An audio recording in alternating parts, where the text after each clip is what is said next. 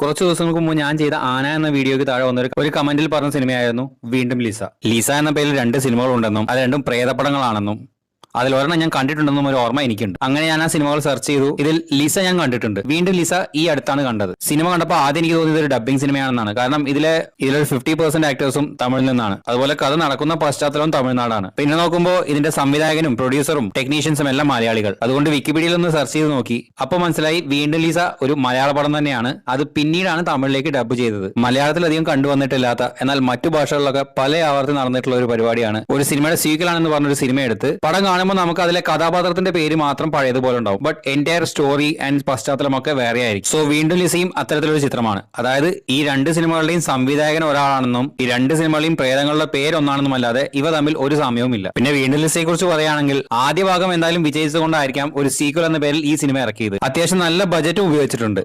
അവർക്ക് വേണമെങ്കിൽ ഇതിലെ ബജറ്റ് കുറയ്ക്കാൻ വേണ്ടി നായകനെ ഹയർ സ്റ്റഡീസിന് വേണ്ടി വല്ല ബോംബെയിലോ ഡൽഹിയിലോ ഒക്കെ അയക്കായിരുന്നു. പക്ഷെ കഥയിൽ അദ്ദേഹം പഠിക്കാൻ പോകുന്നത് ലണ്ടനിലേക്കാണ്. ലണ്ടനിലേക്ക് പഠിക്കാൻ പോയി എന്ന് പറയുക മാത്രമല്ല റിയൽ ലൈഫ് ലൊക്കേഷനിലാണ് ഈ സിനിമ എടുത്തിട്ടുള്ളത്. ഈ സിനിമയിലെ ഫ്ലാഷ് ബാക്ക് സീനുകൾ മൊത്തം ചിത്രീകരിച്ചിട്ടുള്ളത് ലണ്ടനിലാണ്. ഈ സിനിമ യൂട്യൂബിൽ അവൈലബിൾ ആണ്. ഇതിപ്പോ കാണുമ്പോൾ നിങ്ങൾ പേടിക്കുമെന്നും ഞാൻ പറയുന്നില്ല. ഇതിലെ ഡ്രാമാറ്റിക് ആയ ഡയലോഗുകൾ ഒഴികെ ബാക്കിയെല്ലാം നല്ല ഫ്രഷ്നസ് തരുന്നതാണ്. ഈ സിനിമയെക്കുറിച്ച് നിങ്ങളുടെ അഭിപ്രായം എന്താണ്? ഒന്ന് കമന്റ് ചെയ്യൂ. ഈ സിനിമ കാണാത്തവരാണെങ്കിൽ ഒന്ന് യൂട്യൂബ് പോയിട്ട് വരുന്ന വഴിക്ക് ഇവിടെ ഒന്ന് കേട്ട് പോകണം.